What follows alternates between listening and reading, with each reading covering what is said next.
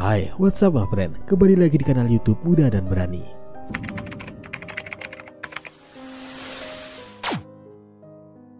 Jadi tanpa berlama-lama, kali ini saya akan membahas deretan jagoan yang pernah menguasai Tanah Abang. Tanah Abang merupakan sebuah pasar strategis yang terletak di Jakarta, dan dikatakan jika pasar Tanah Abang adalah pusat tekstil terbesar di Asia Tenggara.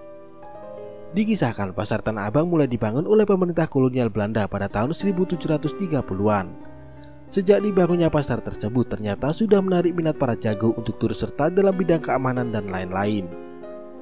Seiring berjalannya waktu, Tanah Abang terus berkembang dan menjadi pasar yang sangat besar. Meski demikian, pasar Tanah Abang kerap menghadapi pasang surut pada saat penjajahan kolonial maupun Jepang. Usai kemerdekaan, pasar Tanah Abang lantas diambil alih oleh pemerintah Indonesia. Dan di bawah pengelolaan PD Pasar Jaya di tahun 1973, pasar Tanah Abang kembali dirombak dan pasar tersebut dibangun menjadi 3 lantai. Namun rupanya bangunan baru menyebabkan harga kios yang semakin mahal. Hal ini mengakibatkan banyak pedagang yang tak sanggup untuk menyewanya, sehingga mereka memilih untuk berjualan di luar pasar. Di lain sisi, pemerintah berupaya untuk menertibkan mereka. Namun para pedagang ini mendapat perlindungan dari para preman, jawara atau ceteng yang berkuasa di Tanah Abang. Sebab para pedagang lebih memilih membayar uang keamanan pada mereka ketimbang menyewa kios dengan harga yang sangat mahal. Bahkan kala itu sempat dikenal jagoan tersohor yang pernah mengelola pasar Tanah Abang era 1970-an bernama Haji Bidun.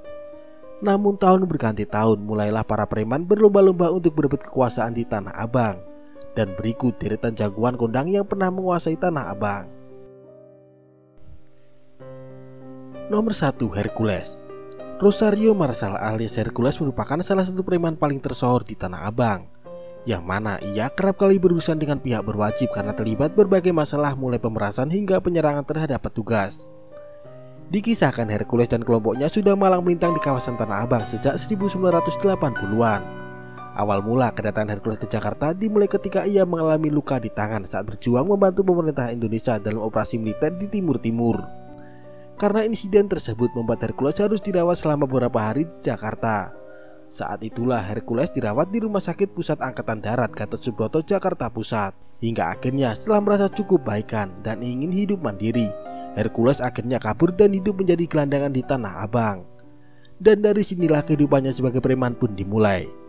Setelah melewati berbagai kejadian berdarah dan berkat kelihayan serta kemampuannya dalam membangun jaringan, akhirnya beliau bisa menjadi preman yang cukup disegani di wilayah Tanah Abang. Tidak tanggung-tanggung, Hercules bahkan memiliki ribuan anak buah yang tersebar di berbagai wilayah di Jakarta. Namun kejayaan Hercules di Tanah Abang harus berhenti pada tahun 96 setelah kalah dari jagoan Betawi bernama Ucu Kambing. Nomor 2, Ucu Kambing. Muhammad Yusuf atau yang lebih dikenal dengan nama Ucu Kambing merupakan salah satu jawara asli Betawi. Bahkan tidak main-main, Bang Ucu mendapat julukan Panglima Perang Betawi berkat kehebatannya dalam bela diri. Meski sekilas postur tubuh beliau tampak biasa saja, namun nyatanya pada tahun 96 silam, Ucu Kambing yang didukung oleh warga Betawi berhasil memukul mundur kelompok Hercules dari Tanah Abang. Setelah berhasil mengalahkan Hercules, beliau lantas mendirikan Ikatan Keluarga Besar Tanah Abang atau IKBT. Pendirian IKBT dilatar belakangi karena Bang Ucu beranggapan bahwa Tanah Abang perlu sebuah organisasi yang dapat menyatukan semua warga Tanah Abang. Dan sejak saat itulah nama Ucu Kambing semakin populer. Meski sebelumnya Ucu Kambing adalah salah satu dari orang-orang yang paling disegani di Tanah Abang. Setelah berhasil menguasai Tanah Abang, Ucu Kambing lantas menyerahkan kekuasaannya kepada Haji Lulung. Nomor 3, Haji Lulung. Abraham Lunggana atau lebih populer dengan julukan Haji Lulung adalah seorang politikus Indonesia yang pernah berseteru dengan Ahok beberapa tahun silam saat ia menjabat sebagai anggota DPR. Namun jauh sebelum berkecimpung di dunia politik, Haji Lulung adalah seorang jagoan yang pernah menguasai Tanah Abang dalam bidang keamanan, perpakiran, dan lain-lain. Berawal dari masyarakat biasa, dulunya Haji Lulung adalah seorang pengepul rongsokan. Namun seiring berjalannya waktu, Haji Lulung mulai bekerja sama dengan Hercules dalam bisnis keamanan dan lain-lain. Namun beberapa tahun kemudian terjadilah bentrok antara Hercules melawan Ucu Kambing yang berakibat kalahnya Hercules. Dan alhasil setelah kekalahan Hercules, Haji Lulung lantas menjadi target kemarahan orang Betawi. Dikarenakan Haji Lulung dicap sebagai seorang pengkhianat karena kala itu dia lebih memilih mendukung Hercules. Namun berkat kebesaran hati Bang Ucu Kambing, Haji Lulung lantas diberi kekuasaan oleh Bang Ucu untuk mengelola Tanah Abang. Hal ini bukan tanpa alasan karena Bang Ucu melihat jika Haji Lulung adalah orang yang memiliki beberapa kelebihan dan pemikiran yang lebih maju, sehingga dia yakin jika nantinya Haji Lulung bisa menjadi orang besar.